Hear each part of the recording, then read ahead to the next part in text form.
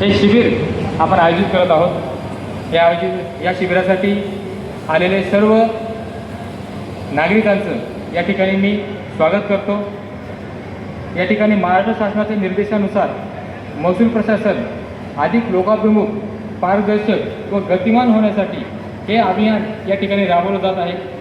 शासनाच्या विविध योजना, सेवा, सुविधा या नागरिकांना जास्तीत जास्त एकाच ठिकाणी मिळाव्यात, सर्व प्रशासकीय विभागांच्या सेवा एकाच ठिकाणी मिळाव्यात याचा प्रयत्न करण्यासाठी आपण हे अभियान राबवत आहोत। आतापर्यंत हे अभियान परभणी तालुक्यातील सर्व मंडळांमध्ये राबवण्यात आलेलं आहे।